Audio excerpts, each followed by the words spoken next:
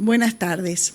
En primer lugar, bueno, yo soy Gabriela Algorta, soy la coordinadora de esta mesa y en primer lugar quiero agradecer a la Sociedad Uruguaya de Pediatría y a sus autoridades por haberle encargado al Comité de Infecciones la coordinación de esta mesa. Es el síndrome poliadenomegálico, cómo aproximarnos al diagnóstico etiológico.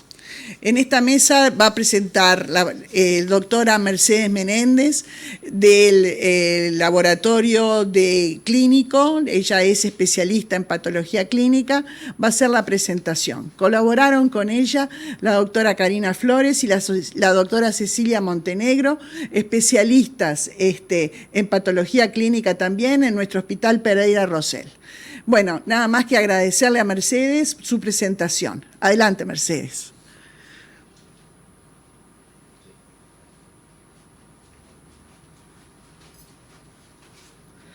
Hola, buenas tardes para todos. La doctora Gabriela Algorta ya me presentó, yo soy la doctora Mercedes Menéndez y también lo mismo, agradecer a la Sociedad Uruguaya de Pediatría y a la doctora Gabriela Algorta por la invitación. Si bien la charla se llama síndrome poliadenomegálico, yo voy a hacer una pequeña distinción entre un síndrome y el otro porque me voy a dedicar dentro de los síndromes poliadenomegálicos, en particular al síndrome mononucleósido.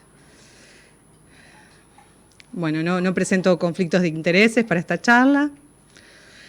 Bueno, acá hacer un poquito la distinción y no mezclar terminologías, ¿no? Si bien la charla se llama síndrome poliadenomegálico, hay muchos mecanismos implicados en la producción de adenomegalias y yo me voy a detener en uno, que es la proliferación linfocitaria inducida por antígenos y específicamente en la mononucleosis infecciosa o síndrome mononucleósido, que también después voy a hacer una distinción entre ambas entidades. Otras causas que podrían producir adenomegalias, que hoy no se van a incluir en esta charla, son lesiones inflamatorias granulomatosas, como un ejemplo es la sarcoidosis, proliferación neoplásica de linfocitos, como los linfomas, y metástasis ganglionares, como el ganglio de Virchow o Troisier, entre otras, ¿no? Yo me voy a detener en la primera. Bueno, en primer lugar voy a hablar de la mononucleosis infecciosa producida por el virus Epstein-Barr, y acá me voy a detener un segundito en estos conceptos. Una cosa que debemos distinguir es el síndrome mononucleósido, cuya principal causa es el virus de Epstein-Barr, pero que también tiene otras causas, como por ejemplo el citomegalovirus, entre un 7 y 8% de los casos, y después entramos entre un 1 o 2%, que es una bolsa de desastre constituida por la primera infección de HIV, sífilis, herpes virus 6, enfermedad por arañazo de gato, etc., otras entidades. Pero eso sería el síndrome mononucleósido es una entidad clínica que es un conjunto de síntomas y signos del cual después vamos a hablar. La mononucleosis infecciosa en sí es el síndrome mononucleósido causado por el virus Epstein-Barr. Y es en el cual me voy a detener ahora. Bueno, en cuanto a la definición e importancia del tema, es una enfermedad, la mononucleosis linfoproliferativa, generalizada, transitoria y generalmente benigna y autolimitada. En general el curso no dura más de 2 a 4 semanas, si bien después vemos que puede haber complicaciones y prolongarse en el tiempo. Afecta a todos los tejidos linfoides, en particular amígdalas, ganglios y vaso. O sea que afecta también el sistema retículo endotelial, principalmente al vaso y el hígado, que después vamos a profundizar un poquito más en eso.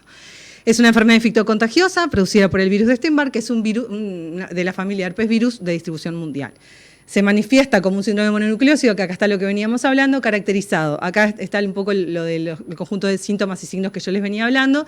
Faringitis exudativa, poliadenopatías, esplenomegalia y un dato constante de laboratorio, que es la linfocitosis atípica, que después vamos a hablar de ello. La fiebre, la faringitis y la poliadenopatías son la tríada característica por excelencia de este síndrome. Bueno, como dijimos hoy, dentro de los síndromes mononucleósidos, la mononucleosis infecciosa, es decir, el síndrome mononucleósido producido por Epstein-Barr, es un 80 a 90% del total de los casos. Miren qué peso tiene este valor desde el punto de vista epidemiológico, por lo cual siempre que nos enfrentamos a un síndrome mononucleósido, lo primero que debemos pensar es que es una mononucleosis infecciosa, es decir, un síndrome mononucleósido causado por este virus. Otros agentes, que es lo que estuvimos hablando hoy, que lo producen son el citomegalovirus, que después voy a hablar brevemente de citomegalovirus también y su detección a través del laboratorio. La primoinfección de HIV, no nos debemos olvidar, da un cuadro muy similar. Toxoplasma gondii, la primoinfección, herpes virus tipo 6, rubiola, enfermedad por arañazo de gato y drogas como la fenitoína y el fenobarbital. Con algunas distinciones, ¿verdad? No todos van a dar una faringitis tan acentuada como lo da el Epstein-Barr, no todos van a dar un síndrome febril como lo da el Epstein-Barr, pero sí pueden dar un síndrome con características similares. El virus de Epstein-Barr, vieron que dijimos hoy que puede tener complicaciones y dar comienzo a determinado tipo de enfermedades malignas. Si bien escapa un poco a la charla de hoy, sí quería hacer énfasis en que esto puede suceder y puede inducir linfomas en pacientes inmunodeprimidos y se asocia fundamentalmente a dos tumores, el linfoma tipo Burkitt y el rinofaringio indiferenciado. Acá, bueno, entramos también, hay un montón de enfermedades crónicas que se cree que tienen una implicancia etiopatogénica en el Epstein-Barr, el linfoma Hodgkin, el no Hodgkin del sistema nervioso central, se cree que también está vinculado al comienzo de determinadas enfermedades autoinmunes como la esclerosis múltiple. Bueno, si bien nosotros el día de hoy vamos a hablar del síndrome mononucleósido, sí sepan que el virus de Epstein-Barr puede dar a complicaciones a corto, mediano y largo plazo del tipo neoplásicas, inflamatorias, etcétera. Las inmunodeficiencias congénitas, sobre todo el síndrome de Duncan o Purtilo o XLP, según síndrome linfoproliferativo asociado al X, es una enfermedad que es una entidad que se caracteriza por tener una infección letal frente al virus de Epstein-Barr. Bueno, en cuanto a la epidemiología, la prevalencia es elevada y aproximadamente un 95% de los seres que llegan a la edad adulta tienen anticuerpos positivos para este virus, es decir, que tuvieron en algún momento de su vida contacto con el Epstein-Barr. El problema de aquí es que no todos tienen síndrome mononucleósido como tal, de hecho un alto porcentaje pasan totalmente inadvertida la primera infección por este virus. Cuanto más temprana la edad que se adquiere la infección por el virus de Epstein-Barr, más posibilidades de que esta infección sea completamente asintomática. Dentro de la edad pediátrica tiene un pico bimodal de incidencia entre los 2-4 años y el otro pico entre los 14 y los 18. Bueno, como les decía recién, en general es subclínica en la infancia temprana y precoz, y cuanto más precarias sean las condiciones socioeconómicas, en general más precoz se adquiere la infección por este virus. Por ende, la infección sintomática es más común verla en adolescentes de un medio socioeconómico un poco más alto. En un promedio, bueno, puede ser adolescentes o jóvenes, ¿no? El promedio está entre los 15 y los 30 años. No hay diferencia por género, no hay comportamiento estacional, no hay brotes epidémicos. Ese sería el comportamiento epidemiológico de este virus. En cuanto a los mecanismos de transmisión, el hombre es el único reservorio conocido, el virus se encuentra en la saliva, pudiendo excretarse por mucho tiempo.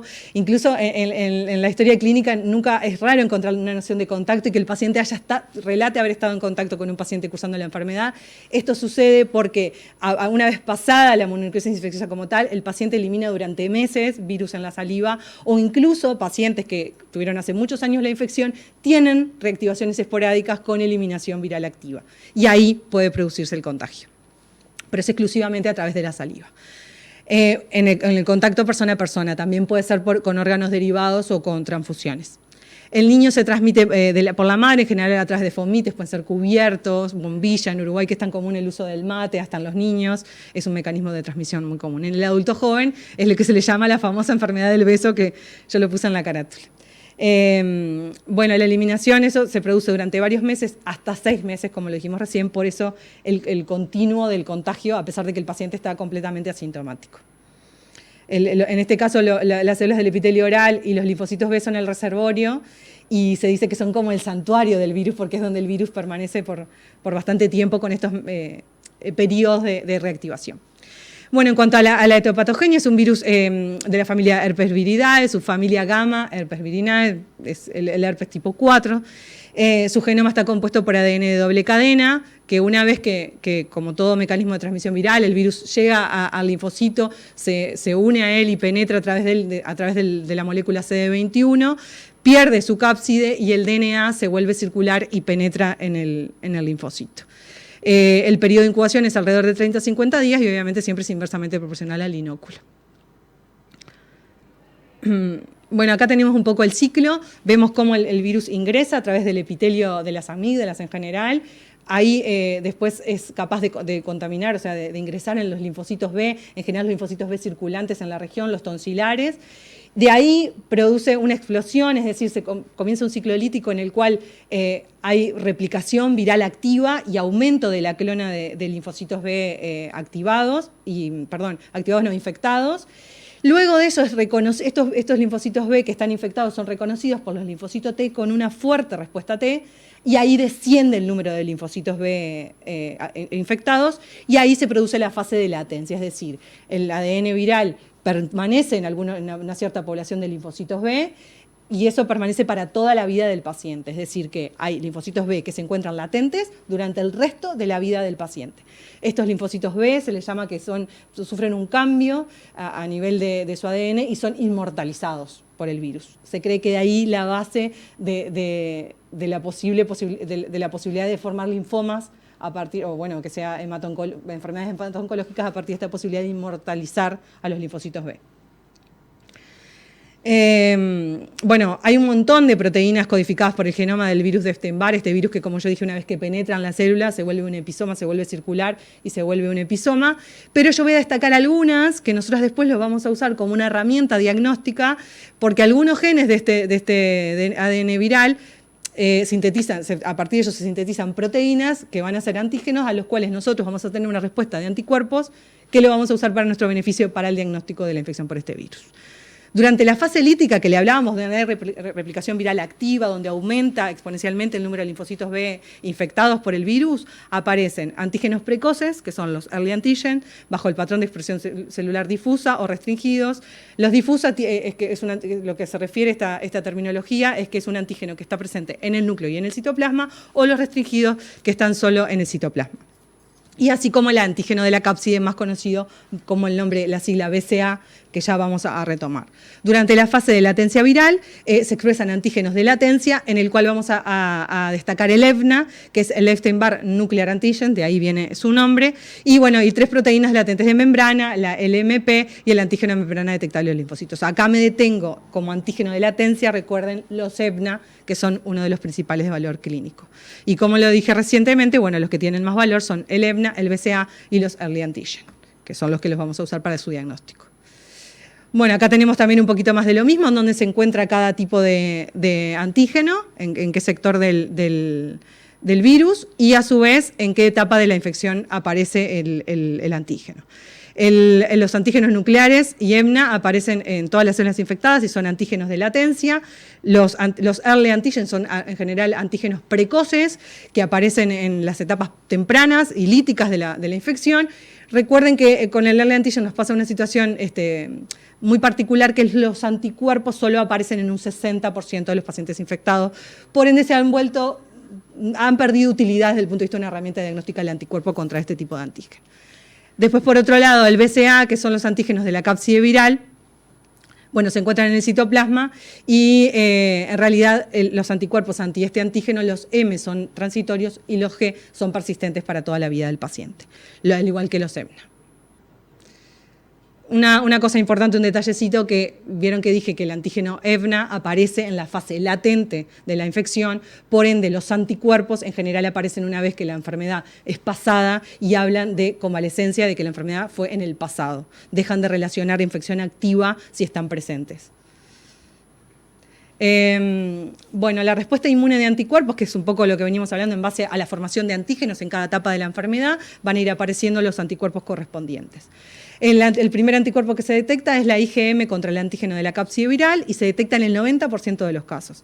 Puede detectarse de los momentos iniciales de los síntomas y desaparece 2 a 6 meses. En general, entre 7 a 10 días del comienzo de la infección. Todos los casos, el 100% presentan, vieron qué buena sensibilidad, ¿no? Hablamos 90% de la IgM de BCA, 100% IgG de BCA, que aparece entre a partir de la segunda semana. En general, la G y la M del BCA aparecen prácticamente en conjunto.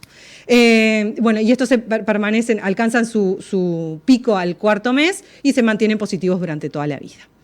Otra salvedad son los anticuerpos heterófilos, que ahora después me voy a profundizar un poquito más en este concepto. Recuerden sí que los anticuerpos heterófilos son parte de una respuesta inmune alterada, excitada, digamos, que genera anticuerpos que no son específicos contra el virus del cual yo tengo la infección. Son anticuerpos que vemos que desde el punto de vista laboratorio reaccionan con glóbulos rojos de diferentes especies de mamíferos y nosotros los vamos a usar para el diagnóstico. Pero tienen esa particularidad, no son anticuerpos dirigidos contra un sitio del virus al del cual nos infectamos. Bueno, estos aumentan también tempranamente, casi en conjunto un poquito después que el BCA y IgM, se hacen máximos en la segunda y tercera semana de la enfermedad y se mantienen por varios meses, hasta un año se pueden mantener. A los 3 a 6 meses de la enfermedad aguda aparecen los IgG contra el antígeno nuclear, es decir, contra el EBNA, y permanecen toda la vida.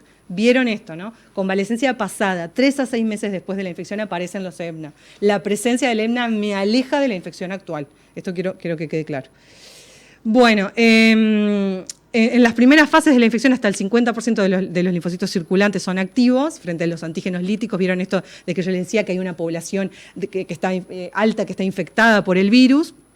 Y ahí se pueden demostrar los anticuerpos propios de los antígenos que son de la fase lítica, los del BCA y los del early antigen. Y posteriormente a la infección latente es que aparecen los anticuerpos anti-EBNA, posterior al antígeno del EBNA. Acá tenemos brevemente la gráfica de lo que veníamos hablando recién. Vieron cómo muy tempranamente aparecen los BCA IgM y los anticuerpos heterófilos casi a la par. A veces se comenta, perdón que toqué el micrófono, que un poquitito después empiezan los heterófilos que el BCA IgM. Vieron que los early antigen también, pero vieron cómo la curva es bastante baja y de ahí cómo la pérdida un poco de la sensibilidad, de que no siempre los pacientes cursando una mononucleosis aguda presentan este tipo de anticuerpos. Vieron los EBNA, cómo aparecen tardíamente en la infección, permanecen positivos para toda la vida. Igual que los BCA IgG, que si bien aparecen prácticamente juntos con el IgM, permanecen durante toda la vida. La respuesta T. Vieron que veníamos hablando de la respuesta humoral, la respuesta B. Ahora vamos a hablar de la respuesta T, siempre hablando de la inmunidad adaptativa, ¿verdad? Bueno, la respuesta da una intensa respuesta tanto de CD4 como CD8. Inicialmente predomina la respuesta CD8, que es crucial para enfrentar a la fase lítica. Vieron que yo dije que los linfocitos TCD8 lo que hacen es destruir a esa clona de linfocitos B que están infectados y disminuir su población, francamente, hasta llegar a un mínimo y llegar a esos linfocitos B que tienen la infección latente. A mí lo que me gusta, y esta diapo me parece importante, que también esto lo usamos para el diagnóstico, y estos linfocitos T activados son los que dan lugar a la famosa linfocitosis atípica de la lámina periférica en el hemograma. Bueno, en los pacientes donde hay ausencia de este tipo de respuesta, es que se da las complicaciones de las que hablamos hoy, ¿no? Los síndromes linfoproliferativos y la infección severa, por ejemplo, post-trasplante o infección crónica, cuando falta este tipo de respuesta. Bueno, la clínica. Acá no me voy a detener mucho, me parece que toda la audiencia sabe mucho más que yo de este tema. Lo nombré muy escueto hoy, ahora voy a ser muy breve con esto. Sí sepan que las consecuencias clínicas en su mayoría son producto de la respuesta inmune, como pasa muchísimas veces. El periodo de incubación varía entre 4 o 6 semanas, ya lo hablamos un poquito, inverso al inóculo, y precedido a veces por unos prodromos como astenia, febrícula, mialgias de 1 a 2 semanas. A continuación sigue el cuadro típico, que hablábamos de la tríada fiebre, odinofagia y poliadenomegalias. Los ganglios laterocervicales en general son los más afectados. Y esta tríada, ¿no?, clásica afecta más o menos al 50% de los pacientes con el síndrome mononucleósido. Recuerden que hay un alto porcentaje de pacientes que van a cursar su primera infección frente a este VAR totalmente sintomático. Estamos hablando dentro de los que presentan síntomas. Bueno, al examen físico, otros hallazgos que podemos encontrar son enantema palatino, esplenomegalia, hepatomegalia, como parte de este aumento del sistema reticuloendotelial que infecta también el virus. Muchas veces nosotros también vemos consecuencias desde el laboratorio, producto de la esplenomegalia y de un hipersecuestro esplénico, por ejemplo, plaquetopenia, podemos llegar a ver. Bueno, y el rash macular tan famoso, que sobre todo en realidad es bajo el porcentaje de los pacientes que lo presentan, en aquellos que se exponen a ampicilina o penicilina, aumenta muchísimo más, se ve hasta en un 70%. Esto es algo clásico de los anales de la pediatría. Bueno, en cuanto a la evolución clínica, como dijimos, en general es una enfermedad autolimitada, aunque puede tener un curso prolongado de varios meses. Hay varios reportes del síndrome de fatiga crónica, sobre todo en adolescentes, post-Epstein-Barr. Hay varios reportes de que continúa durante varios meses esta astenia que presenta el virus, que en muchos casos es muy marcada. Y bueno, y también sepan que afecta a todos los órganos de la economía, pudiendo dar complicaciones como pericarditis, miocarditis, encefalitis, bueno, síndrome Guillain-Barré, posinfección, etc. Bueno, el diagnóstico, y acá me voy a centrar. El diagnóstico es clínico, epidemiológico, hematológico y serológico. Acá necesitamos varios pilares, porque si bien venimos describiendo desde hoy un cuadro que parece muy perfecto y muy redondo, como sabemos los pacientes no leen los libros, no siempre están así, y nos tenemos que agarrar de varios pilares, porque la clínica no siempre es tan clara, porque la epidemiología muchas veces, si bien Es fuerte el predominio que tiene este virus frente a otros en cuanto al síndrome mononucleósido. También debemos pensar en otras causas del síndrome mononucleósido. Hematológico, por lo que veníamos hablando hoy, ahora después vamos a ver un poquito más en detalle lo que nosotros esperamos encontrar en el hemograma del paciente. Y serológico, que ya venimos también hablando desde hoy, que va a ser una herramienta diagnóstica que nosotros lo que ponemos es en evidencia la respuesta inmunohumoral del paciente. Bueno, la infección puede cursar de forma típica. Bueno, lo que veníamos hablando, que por qué puede ser un problema diagnóstico. Porque la infección puede cursar de forma típica, asintomática, manifestando más bien cuadros respiratorios, manifestando más bien una hepatitis, pues muy polimorfa. Y después lo otro, que una herramienta que nosotros utilizamos, que son los anticuerpos heterófilos, la población pediátrica es una población muy particular en la cual muchos no presentan anticuerpos heterófilos. En la población menor de 2 años es muy baja la presencia de anticuerpos heterófilos en la población con mononucleosis. De 2 a 4 es baja, o sea, de menor a 2 muy baja, de 2 a 4 es baja, y hablamos de que en total, en los menores de 5 años, menos de un 50% tienen anticuerpos heterófilos positivos. Es decir, que una herramienta diagnóstica económica y rápida, que nosotros usamos muchísimo los adultos, en los niños no sirve a medias. Así que ahí es donde se vuelve a veces engorroso el diagnóstico. Por suerte tenemos otra herramienta que son los anticuerpos específicos, que ahí es donde entran a cuadrar. El hemograma, vieron que hablábamos del pilar hematológico para el diagnóstico. El hemograma con lámina periférica. Observamos, en general, los primeros días de la enfermedad hay una leucopenia, luego leucocitosis, que en general los valores pueden rondar entre 10.000, 20.000, con linfocitosis relativa. Observamos linfocitos atípicos o células de Downey, que les voy a mostrar, que me encanta mostrarles una foto porque ya sé que ustedes habitualmente no ven esto, para nosotros es algo cotidiano en el laboratorio. Esto es lo que nosotros vemos en la lámina periférica, un porcentaje que tiene que haber más de 10% de linfocitosis atípica. Quiero que sepan que este tipo de linfocitos que encontramos en la lámina periférica no son patognomónicos de esta enfermedad, pueden encontrarse en otras patologías, pero sí decirles que son bastante característicos, nos hacen sospecharlo. Y más si tenemos clínica, y más si tenemos anticuerpos heterófilos, es como una sumatoria, ¿no? Ahí vemos, este tipo de linfocitos tienen una característica muy particular. Recuerden que dijimos que son los linfocitos T activados frente a la infección, y no los B que tienen el virus en su interior. Son de mayor tamaño que los linfocitos maduros. Tienen citoplasma vacuolado y basófilo, sus núcleos suelen ser excéntricos con la cromatina laxa. Tienen, no sé si lo llegan a ver en la foto, pero para mí se ve muy lindo, la membrana citoplasmática marcada a lápiz con el reborde más basófilo, y muchas veces lo ven en muchas fotos, tiene como pies, como pedestaciones que se meten entre los glóbulos rojos. Esto es muy pintoresco de ver y muy característico. Tiene valor cuando son mayor al 10% de los linfocitos totales. A menudo, bueno, también aumenta el número de monocitos, que por eso se dice que muchas veces que es una reacción linfomonocitaria, y los neutrófilos pueden disminuir relativa y absolutamente, como pasa en otras infecciones virales. Un 25-50% de los pacientes pueden presentar una plaquetopenia que en general es leve y que muchas veces es secundaria al hipersecuestro plénico del que hablábamos hoy. Bueno, el funcional hepático, que para nosotros desde el laboratorio es otro pilar diagnóstico que nos apoya. Este virus es hepatotropo secundario en realidad, pero en general da alteraciones de la GOT, de la gamma GT y la LDH. En general da aumento de las transaminasas alrededor de 200, no mucho más que eso. Ya nosotros cuando vemos más de 1000, en los 1000 ya pensamos en algún virus hepatotropo primario. Pero en general sí se ven aumentadas, y bueno, y puede haber colestasis, puede haber, en general tampoco encontramos bilirrubinas muy elevadas, yo les diré que hasta 2 a predominio de la directa. Bueno, vieron que la gamma GT puede permanecer elevada hasta 1 año. Y vieron esto, ¿no? La GOT, la gamma GT y la LDH aparecen en el 95% de los pacientes elevados, que también es un lindo dato para que lo tengan en cuenta. Bueno, y ahora sí, retomamos la herramienta de la que venimos hablando, que es la serológica.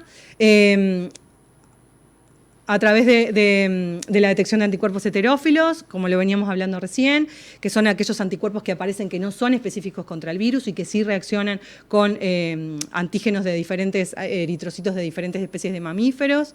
La aparición precoz de los anticuerpos heterófilos y de BCA-IgM junto con un perfil específico de otros marcadores serológicos permite el diagnóstico con una única muestra de suero. Esto lo que quería decir es que con simplemente una muestra de suero podemos tener el perfil hepático del que veníamos hablando, podemos tener el BCA-IgM, que va a hablar de infección aguda, y podemos tener los anticuerpos heterófilos positivos. Bueno, entonces el diagnóstico mediante técnicas de anticuerpos frente a los antígenos específicos se basa habitualmente en la detección de BCA-IgM. ¿Por qué pongo esto? Vieron lo que decíamos hoy, que en muchos pacientes pediátricos no contamos con los anticuerpos heterófilos como herramienta diagnóstica porque son negativos. O sea que un resultado negativo frente a este tipo de anticuerpos nos tiene que hacer pensar, doy un paso más, me voy a concentrar en los anticuerpos específicos contra el virus de Epstein-Barr y me voy a usar sobre todo como herramienta diagnóstica para la infección aguda el BCA-IgM. En general, si el paciente entrara dentro del 50% de que tienen positivo los anticuerpos heterófilos, con los anticuerpos heterófilos positivos, la lámina periférica con linfocitos activados y el perfil hepático alterado, yo les diré, y la clínica, yo les diré que con esos pilares ya estamos claros. Si nos falta alguno de esos pilares, damos un pasito más y hacemos el BCA-IgM. Les comento esto por una cuestión de que en muchos laboratorios no se cuenta con el perfil de anticuerpos específicos, son anticuerpos que son más caros y que en general tienen una demora más alta que hacer una búsqueda de anticuerpos heterófilos, por ejemplo, a través de un monoslide que dura de 2 a 3 minutos. También un título alto de anticuerpos BCA-IgG también ayuda con los early antigen, que los early antigen han entrado mucho en desuso, por eso es lo que yo les decía de la falta de sensibilidad que tienen. Hay solamente como unas salvedades, sí decirles que tiene una herramienta, que es que cuando los early antigen se mantienen positivos durante mucho tiempo, habla de algún tipo de complicación de la infección por Epstein-Barr, puede ser debida por un carcinoma nasofaríngeo, puede ser debida a un síndrome de Duncan o de Portillo, depende, pero bueno, puede ser un indicador de mal pronóstico, sepan manejarlo. Y bueno, y siempre hablando de que el EBNA, una vez que aparecen los anticuerpos EBNA, no pensamos que el paciente está cursando la infección en este momento. Esto sí quiero que lo tengan claro. Bueno, los anticuerpos heterófilos, veníamos hablando ya, lo voy a repasar brevemente, son en general IgM, aglutinan con otras especies de mamíferos y no son relacionados con el microorganismo que ocasiona la infección. Comienzan a aumentar en general, juntos se acuerdan con el BCA-IgM. Los falsos negativos pueden ser por lo que veníamos hablando de que en la edad pediátrica muchas veces no presentan anticuerpos heterófilos. El monoslide, les quería mostrar esta fotito, que es habitualmente la técnica que nosotros empleamos en el laboratorio para detectarlo, que es una muestra de aglutinación. En general, lo que son partículas de látex, en el caso del monolátex, que está sensibilizada con antígenos de glóbulos rojos de diferentes especies de mamíferos. Si la aglutinación es positiva, el monoslide es positivo, vieron si no se ve como una sustancia homogénea, ahí sería negativo. Bueno. Si el paciente presenta un monoslide positivo con manifestaciones clínicas y hematológicas, no hay más que buscarle. Si lo presenta negativo, ahí damos un paso más y buscamos los anticuerpos específicos. Y si no, en el caso de que los anticuerpos específicos dieran negativo, seguimos un escalón más buscando los diagnósticos diferenciales. Acá empezamos con los anticuerpos específicos, los de la cápside, BCA, ya los hablamos, IgM, IgG, recuerden que suben casi en simultáneo, el IgM desaparece a los 2 o 3 meses, o sea que cuando son positivos hablan de infección cercana en el tiempo. De los early antigen no les voy a dar mucha importancia, solamente decirles que sí se mantienen positivos durante el largo periodo en pacientes que tienen alguna complicación por Epstein-Barr, y los EBNA, que siempre que sean positivos la infección es pasada. Esta gráfica ya la mostré, es solamente repasarla. Y bueno, la interpretación de resultados ya vimos todas las interpretaciones posibles de lo que podía suceder. Acá solamente tenemos como lo mismo que hablamos, pero en un cuadrito, en pacientes no infectados, todo negativo. En la mononucleosis activa, en general tenemos heterófilos e IgM positivo. El IgG y el early antigen en general aumentan prácticamente en simultáneo con el BCA-IgM, por lo tanto también. En la infección antigua, en general tenemos el BCA-IgG y el EBNA. Los test de ácidos nucleicos, sepan que no son aplicables para los pacientes cursando un síndrome mononucleósido. Es para otro tipo de pacientes los test de ácidos nucleicos del Epstein-Barr, para pacientes inmunodeprimidos que tengan riesgo de desarrollar una patología grave, no en el niño. No sé si... Ya estamos en tiempo. Dale 3 minutos más. ¿Hay preguntas? No. Dale 2 minutos de citomegalo y ya... Voy a hablar 2 minutitos más de citomegalo, que ya estamos en hora, y continuamos. El citomegalo también pertenece a la familia de herpes, es una enfermedad muy frecuente, pero solamente es grave en inmunodeprimidos y en neonatos, sabiendo que es una de las principales causas de infección cornatal. Como el resto del herpes virus, genera infecciones latentes. Vieron a lo que hablábamos del Epstein-Barr, que nuestro sistema inmune controla la infección, pero se mantiene latente de por vida. Con el citomegalo pasa una situación muy similar. Y bueno, y además un individuo que ya estuvo en contacto con el virus alguna vez puede reinfectarse con otra cepa. El citomegalovirus se transmite en 3 oportunidades: en la prima infección, en la reactivación del virus o en la exposición a una nueva cepa. Son las 3 posibilidades. La epidemiología, lo mismo que el Epstein-Barr, un virus distribuido a nivel mundial, un virus que en el 90% de los adultos tenemos anticuerpos contra él, alrededor del 85%, más o menos igual que el Epstein-Barr. La clínica, vieron que es muy similar a la del Epstein-Barr en el caso que la D, porque también hay un alto porcentaje de infecciones por citomegalovirus que son silentes o asintomáticas. Vieron cómo el Epstein-Barr da un poquito más de, hablando del síndrome mononucleósido, ¿verdad? Da un poquito más de odinofagia que el citomegalovirus, un poquito más de adenopatías, un poquito más de angina. Y la hepatitis también es más marcada. Es como si casi todos los signos y síntomas fueran más marcados en la infección por Epstein-Barr en la mononucleosis. El 90% vieron son asintomáticos o tienen una síndrome de impregnación viral. Bueno, y algunos pueden llegar a tener una hepatitis franca. Sepan que también es un virus hepatotropo secundario. Bueno, también lo mismo, tenemos estudios directos, como son la PCR, la detección de antígenos virales, y estudios indirectos serológicos, que acá son muy cortito hablar de los, son habitualmente ensayos. Yo me dedico al área del laboratorio de inmunología, donde todas las pruebas que hacemos es evidenciar la reacción antígeno-anticuerpo de alguna manera diferente, de maneras diferentes. En el caso de las reacciones para citomegalovirus, en general lo hacemos por electroquimioluminiscencia y son en general métodos automatizados que lo que hacen es disminuir francamente la posibilidad de error.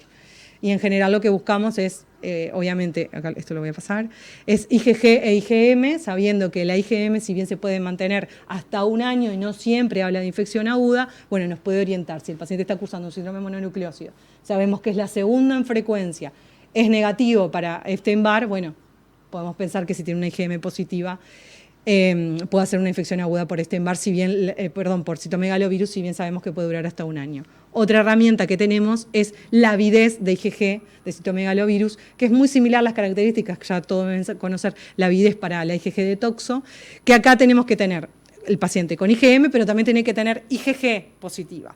Y a su vez las diferentes plataformas nos piden un mínimo nivel de IgG para poder hacer avidez. La avidez lo que nos va a hablar es de la madurez de la reacción antígeno-anticuerpo. Cuanto más madura y más perfecta es esa unión, cuanto más se va a evolucionar el tiempo pasado desde la primera infección, más perfecta se va a hacer esa unión. Cuanto mayor avidez hay, significa que mayor perfecta es la unión antígeno-anticuerpo. En general, una avidez alta habla de una infección pasada más de 4 meses. Les digo esto, esta herramienta nosotros la usamos mucho desde el laboratorio porque como la IgM dura tanto, puede durar hasta un año, para datar un poco más concretamente 4 meses para atrás, me puedo valer de la avidez de IgG.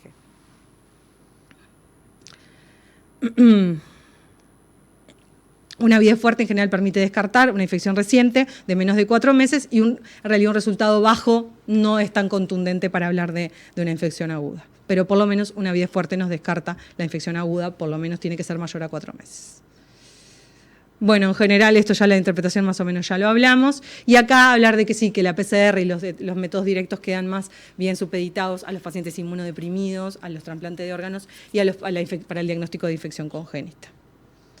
Voy a decir solamente una cosita que me encantó este artículo, que me lo mandó Gabriela, que habla de cómo se dan reacciones cruzadas, que ya lo deben conocer este tema, entre la IgM del Epstein-Barr y la IgM del citomegalovirus. En una serie del estudio de MIN se vio que 149 niños con infección primaria por Epstein-Barr, demostrada por biología molecular y por anticuerpos heterófilos e IgM contra el virus de Epstein-Barr, un 40% de ellos tenían la dualidad de BCA-IgM contra Epstein-Barr y IgM contra citomegalovirus positivo. De ese 40% de esos 40 individuos, es decir, casi un 30%, perdón, uno solo se comprobó realmente la infección por citomegalovirus con PCR. Así que sepan que muchas veces cuando nos dan ambas IgM positivos, tenemos varias herramientas del laboratorio para separar un poco la paja del trigo. Una son los anticuerpos heterófilos, si nos dan positivo, nos inclinamos para Epstein-Barr. Otra es que depende de la plataforma, pero otra cosa que nosotros nos valemos mucho es ver el valor de corte de cada IgM. En general, si el IgM para Epstein-Barr es muy alto el valor, nos inclinamos más para Epstein-Barr. Y lo otro es hacer una curva de anticuerpos, que yo sé que capaz que a los pediatras no les gusta mucho porque tenemos que esperar, pero bueno, también eso nos puede orientar muchísimo. Si vemos que la IgG aumenta mucho de otro o de cualquiera de los dos, nos podemos orientar a que la infección es causada por el virus que la IgG está aumentando. Bueno, no sé si... Bueno, muchas gracias. Bueno, Muchas gracias, Mercedes, por tu presentación excelente. En realidad, como empezamos un poquitito más tarde, nos permitimos extendernos sobre el tiempo de las preguntas y vamos a cerrar acá esta mesa que ha resultado muy importante para todos los pediatras y para todos nosotros.